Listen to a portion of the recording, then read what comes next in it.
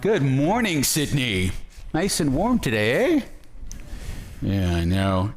Good morning. Yeah, good morning, everybody. It's so nice to be here. Yeah, and there's, I think, a lot of energy here. It's kind of, there's a vibe. Yeah. You've just joined us from San Francisco, which is kind of the epicenter of the vibe, because what, 30 months ago, and I know it seems like a billion years now. Yeah. 30 months ago, ChatGPT dropped and basically changed everything. So you have just been at the epicenter of all things AI. What's going on? Yeah, 30 months, and the world has absolutely shifted. I landed yesterday, and last week we actually had an AI summit in San Francisco. So I'd say a few things that that's changing. The first one is that there is an AI OS war that's going on. In the 80s, there was the PC computing era, and people were like literally fighting between Microsoft as well as Apple to get the leadership position there. Then we had the browser wars in the 90s. We remember that. Oh, God, yes. Some of us remember that. I am a veteran of those browser wars. Exactly. And then there was the mobile OS war, and a lot of us have been part of that. And now there is an AI OS war. There are about a handful of players. I think a couple are going to be the major winners there. And so that is important to know because the ground underneath us is shifting. I think the second part of it, of what's changing, is that on top of that foundation model layer where there is a big shift that's happening, there is an agentic application layer that's forming. And 30 months ago, we were not talking about it. We were talking about just conversational interfaces. And in the last maybe 18 months, there is a new architecture for application that's emerging, which is really about agentic architecture. And HubSpot, we plan to lead there with the best go-to-market set of agents as well as capabilities there. And the last thing I would say, Mark, is that I have been in tech for nearly 30 years, and I have not seen this speed and pace of innovation from a technology perspective, but humans' ability to adopt that technology is lagging, right? There is a gap between the way technology is developing, and every Sunday there is something new from OpenAI, Monday there's something new from Anthropic, Tuesday there's something new from Gemini, Google. So the pace of technology is going really quickly, and we're all trying to keep up and catch up to that pace. And I mean, we can remember, because from the browser wars in the 90s, sort of 94, 95, 96, every week there was something new. Yeah. But that doesn't mean that every business was web ready in 1996. In fact, you can get to 2006 and even 2016. So it does take a while. Time. Yep. Now that you've seen a little bit of what's going on here in Australia and New Zealand, would you say that in comparison, we are match fit when it comes to AI? What does match fit mean in your language? Are we ready to roll? Are we ready to grasp it? Are we ready to actually bring it into our businesses? I think that's a fantastic question. I came to Sydney last year and was at a customer event, and a lot of curiosity, a lot of early stage experimentation. And this week I've been meeting a lot of customers, and it's gone from experimentation to actually having pilots to actually seeing value. And so the question becomes, where are people beginning to adopt AI, especially from a front office and go-to-market perspective? And I'm hearing three areas. The first one is customer support. If you have a knowledge base, if you have a history of support, tickets that you have resolved, if you have documentation, then the best place to start is a customer agent, and that resolves your support tickets, especially tier 1 support tickets. We now have over 3,000 customers at HubSpot using customer agent, and the average resolution rate with AI is 52%. We have an Australian customer, you're going to hear from them this afternoon, candid, that are seeing 80% resolution rate. So that's 4 out of 5 customers who are happy with. Correct. And so I think in your words, that is match fit, or there is fit in terms of a use case for AI, and that's absolutely the place to start. I think by the end of this year, support, tier one support tickets should get resolved by AI in most companies. I think the next area is really prospecting. If you think about a couple of immovable metrics in sales, the first one is the time that you spend in front of customers. Just think about your sales team. How much time do they spend in front of customers? For the last couple of decades, it's been 25% to 30%. And I've tried my best in different roles to try and move this metric of how much time do you spend in front of your customers, and it's been an immovable metric. That's because you spend a lot of time doing research of your customers, mapping your accounts, trying to get information about what's going on, what are their challenges, and then doing follow-ups. It takes a lot of work to actually prepare, and AI is match fit for helping us do that. And I think we're beginning to see value there. So does that mean that if you use it well, then that AI becomes a tool that helps you to get into the heads of your potential customers? Yeah, that is exactly right. Researching customers, researching their industry, researching their challenges, and even identifying the intent of which websites they're visiting, which community sites they're visiting, and then being able to tailor your messages to them. That is what AI is good at, and we're definitely seeing the early stages of a good fit for that use case. And then finally, there is marketing. There's a lot that's happening within content generation, and I think those three are the right places for customers to start with AI. So how does, if you have a client who's adopted AI fully, how does that change the way they go to market now? How does AI modify the way they go to market? It's a fantastic question. Almost everything in the way you go to market has changed with AI. And maybe let's start with marketing. 10 years ago, it was a lot about searching for information. Your customer would search and they would land in maybe the top 10 blue links within Google. And we did everything possible to show up within those top 10 blue links within Google, because then your customers would click on it and come to your website. That is getting completely disrupted. In fact, Google, as they have announced their AI overviews, has reduced search traffic by 20 to 70%. Media sites are talking about it. Companies like HubSpot, we've already experienced it. You're going to experience it. It's no longer going and your customers searching for information, landing in a blue link, and then coming up to your website. That is broken. Your blog still works, but the link to get people to your blog is completely broken. And that is because of AI overviews. And as they become global and as they really roll across Google, that search disruption is going to continue. So what happens then? What happens if your content leads are actually decelerating pretty rapidly?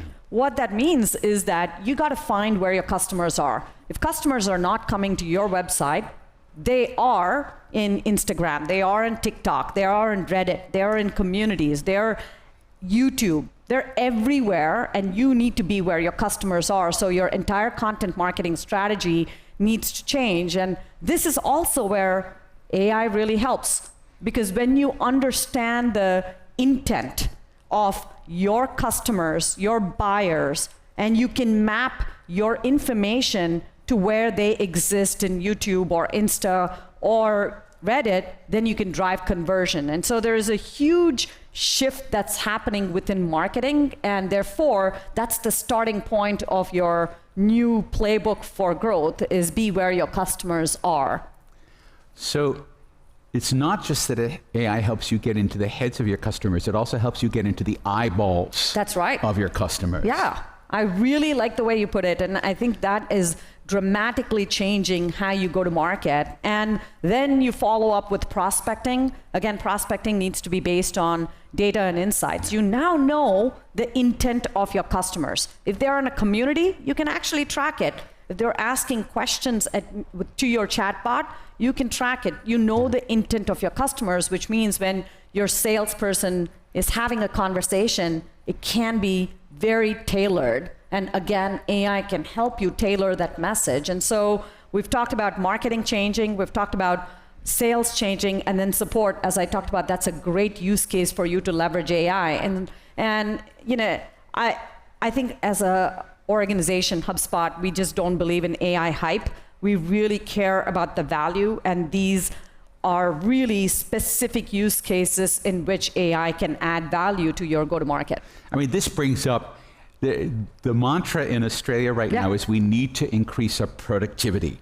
And we hear stories now about the 10x employee, the employee's 10 times more productive because they're using AI, or that there's been a 50% improvement in a process because they're using AI. And right now they're anecdotes, right? We don't have a full story yet. Is there a new playbook for growth, for productivity that's emerging? And what does that mean in practice for the businesses that are in the room today who need to answer that question about how do they use AI for productivity? And I would, you know, Mark, maybe split this into productivity, which I look at, you know, can you do more with your time?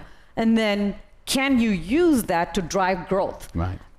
So you know, sometimes it gets lost. What can AI help you do? It's not just an efficiency and headcount play. It is actually a growth play, and there is a big shift that is happening. And I'll share the example of HubSpot. You know, you said that 30 months ago, ChatGPT dropped, and we came into January 2023, and we shifted our internal product strategy. But we also shifted our internal go-to-market strategy. And the first use case that we went after was support. And we said, every year we are growing our customer base by nearly 20%. We're going to try and keep the headcount flat and try and get AI to support our customers. Today, AI supports nearly 40% of the tickets. And we've been able to grow our customer base significantly while keeping that headcount flat, while keeping the customer satisfaction growing. That's the other important part. You just cannot forget that customer satisfaction is really important. So that has been an area of significant, you know, efficiency gains and productivity improvement. The second area is marketing. As the content leads from search have dropped, we've really looked at conversion, because that is the new metric that all marketeers, all growth professionals have to care about. It's not traffic volume, it's the conversion of that volume.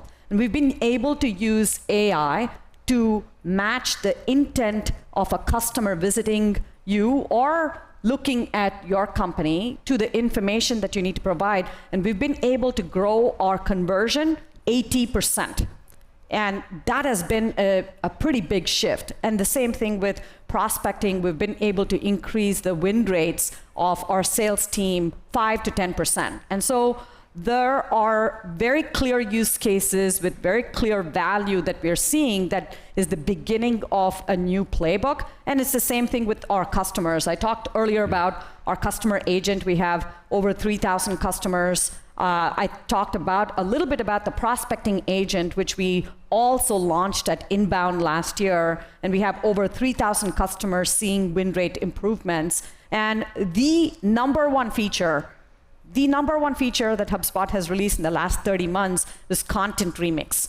And that's part of our Content Hub to help our customers target content within and across the different channels to drive better conversion. And so we're definitely seeing tangible evidence, but there's just a lot of work to be done, both by foundation model companies like us that are delivering agentic workflows on top, and by customers as they begin to adopt it. So that was a lot. I'm going to try to unroll some of it. It's funny because when you're talking about being able to custom deliver something to an inbound prospect, you have to think, that's exactly what, of course, Meta and Google have been doing all along, because they have so much data about eyeballs that are popping up in front of them. So we've now democratized that. We've said every business has that same capacity now to do it with their business customers or their commercial customers, to be able to give them exactly what you know they need to see to be able to convert. All right, that's huge. Now we actually come to a whole question about, okay, if HubSpot is seeing this, right, how does that then affect your AI strategy. What's the vision for AI across the entire product line? What is that strategy? How does that strategy look like both for HubSpot and for your customers? Of course, more so for the customers, right? I think that, look, when we saw this chat GPT moment in 2022, we had an early decision to make in terms of our product. And the decision was, is this a separate AI feature that we will charge separately as a SKU or a product, or should we just build it into the platform?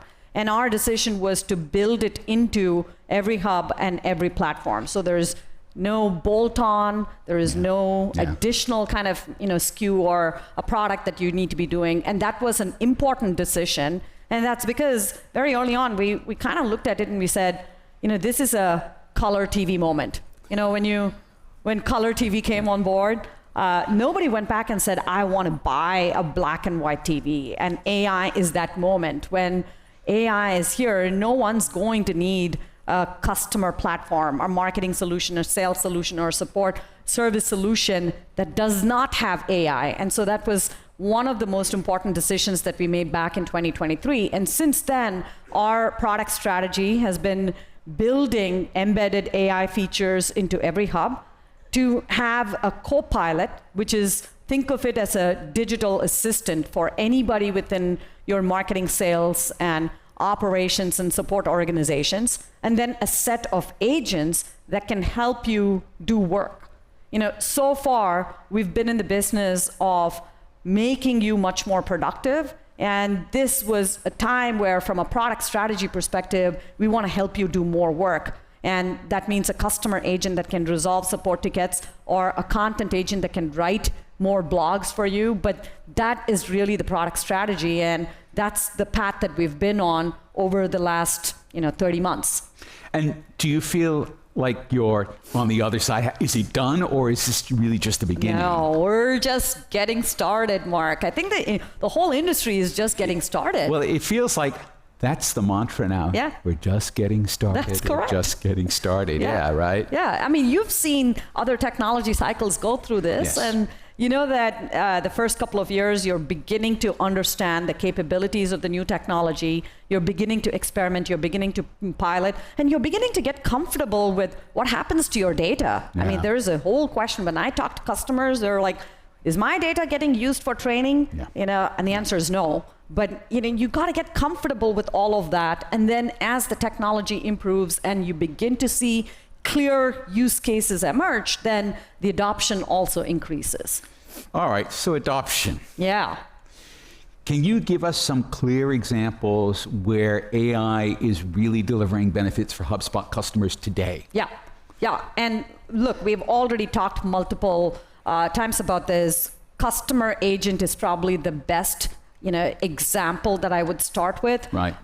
And you're going to hear from customers later this afternoon on what they're doing. And the simplest way to answer that is, you have a set of knowledge bases, you have a set of history of support tickets, and you have websites. You provide that to the agent and point it to your customers, and a lot of the tier 1 support questions will be answered. And again, we're seeing between 50% and 80% of ticket resolution rate. But there is an interesting thing that we started noticing with customer support agent, where your end customers don't care that it is a support agent. They're asking questions about marketing. Right. When's your next webinar? When's the next event that you have in Sydney? And they're asking questions about sales. Tell me a little bit about your pricing. And so this is where I think HubSpot really helps, because we have the context across the entire customer journey, and that is the place for you to get started. The second area, which we've talked about, is content. Yeah. And content is changing dramatically. The kind of content that you need to produce is no longer text and blog. It is very much multimodal. And whether it's short form video or audio podcasts, you're a great podcast show, like, content is kind of becoming multimodal. Yes. And so Content Agent, our customers are now using Content Agent as well as Content Hub, both have a lot of AI features to create content, and we're seeing 40 to 50% of content getting created using both agents as well as this workflow, and that is helping our customers increase the conversion. So those are probably very tangible examples of value that customers see. And the two metrics there, one is conversions. Correct. The other is that either you're holding headcount the same, Yes. or you're getting greater productivity as you're adding more headcount. So those are two numbers that you can show the CFO so that they sign off on the PO. Because that's often in organizations a great big thing. Now, HubSpot has embraced AI, as you said, since you saw ChatGPT. How are you using AI internally? What are the use cases having the biggest impact inside HubSpot? Yeah, we are becoming an AI first company. We certainly want our product to be AI first, and we certainly want our go-to-market to be AI first. And internally, very, very clear momentum in terms of using AI. And first of all, the reason we want to do that is we want to have higher conviction when we talk to you all, our customers, our partners, our prospects. When we talk to you, we want to know that we've been using it every day, and these are things that are working and these are things that are not working. So that's where we actually got started, not for specifically efficiency or productivity. It's really to gain conviction, because when we gain conviction, we can hopefully share best practices with all of you. And support is a huge area. We've been able to hold headcount flat there for the last 18 months. Marketing is a huge area where we've been able to drive conversion rates internally. And we've really made, the question becomes like, what does it take for us to become an AI first organization? It takes everybody within the company using some form of AI every day or every week, and it becomes necessary. And that's the way we think about it, because a lot of AI tools are neat. How many of you have used it in personal life, and you've used it once and you've never gone back to it? Or you use it once or twice in a given month and it's not really adding that much more value, it's all hype. We want it to become an everyday part of how you get work done. And so we've done a tremendous amount of work internally to make a foundation model available to every HubSpotter. We've created teams, we call them like SWAT teams or Tiger teams, and they have Slack channels where they're experimenting with AI and they share best practices within their teams. And then we track it as a whole company in terms of how we're using it every single day, which teams are using it. And we have an internal goal of getting 80% of HubSpotters to use AI every week. And I think we'll get there. We've made a tremendous amount of progress. And part of it is to develop higher conviction in what works and what does not work. And part of it is to obviously drive growth as well as productivity within the company. So HubSpot's a little bit ahead of the curve. What we do know is that we've done surveys. The clandestine use of AI in most organizations is much higher than the reported official use. Why is that? Well, people don't like confessing to the boss that they're using AI because it makes them nervous about their own jobs. Everyone who's working in knowledge, it's everyone in this room, is in some sense, in the back of their mind, they're a little worried about that. How, if leaders are really wanting to take an AI first approach, how can they get their teams to see AI as an opportunity rather than a threat? Yeah, I mean, look, this is such a difficult question because we are in this moment where we're kind of like, is my job at risk? Is there a world where my function does not have, as many heads? Or what happens, and there is a real human moment, and we got to acknowledge that. I think we have to acknowledge the level of anxiety that is there.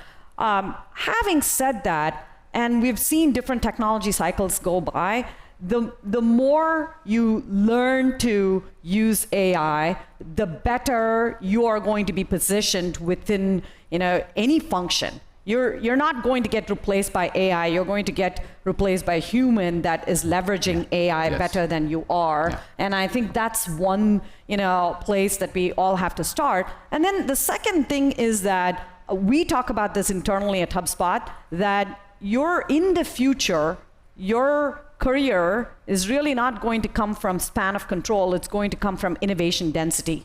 If you can drive innovation and your teams can actually be highly innovative, then there is just a ton of prospects for career growth and not just headcount growth. And so there is a very different paradigm for how you reskill yourself, how you learn a completely different set of prompts and completely different fluency, and therefore how you grow in your career. And it's a super exciting time. I think it's all about your change growth orientation. But organizations hear the word change and sometimes they go, oh, that's going to be hard. What attitude should they have about managing the fact that things are going to be changing a lot over the next 30 months? I mean, to put in perspective, you've been in tech, you've been associated with tech for a long time. Has there been a period where there has been no change in tech? No. And I think that's what is exciting about broadly the space and technology. We're here because it's an exciting industry. There's always something that is changing and you grow. And it starts with mindset. We were having an internal chat yesterday with our Sydney team, and it's really about the growth mindset that you exhibit and how much you embrace what is coming up. And it truly is exciting. If you don't wake up feeling excited about trying something, I do this every single day. I have OpenAI ChatGPT open, I have Claude open, I have Gemini open, I have HubSpot's Copilot open, and I'm constantly learning something. And this is truly an exciting time for anybody within our professions to be able to learn and grow. And I've not grown as much as I have in the last couple of years in terms of new skills and new competencies. And so I think it comes down to, do you think of change as exciting time for you to learn and grow, or are you kind of fearful of it? So it starts with the mindset. So if you're not a little bit terrified, maybe you're not leaning in far enough. All right, Yamini, for all of the leaders in this room today, whether they're just starting on the journey, they're scaling up, where do you think they should start with AI? Start with, one, becoming individually fluent in AI. If you're a leader, you are thinking about this, you should be using it every day in terms of how you do work, or within HubSpot, asking questions with AI. Start with your individual fluency, because as a leader, when your teams begin to see you use AI and develop conviction in AI, they're going to follow. When we talk to customers and we look at customers that have gotten the most value from AI, it's coming from leaders like you. It's coming from leadership. The more you lead with AI, the more your teams are going to follow. So I think that's number one. And more specifically, as we've talked about this whole conversation, in marketing, content use cases, in sales, prospecting use cases, and in support, solving tier 1 support tickets, those three have found great fit with AI. So those are really good places to start. And just embrace the level of excitement and innovation that's kind of happening within the industry. Right, but number one, walk the walk. That's right. That's right.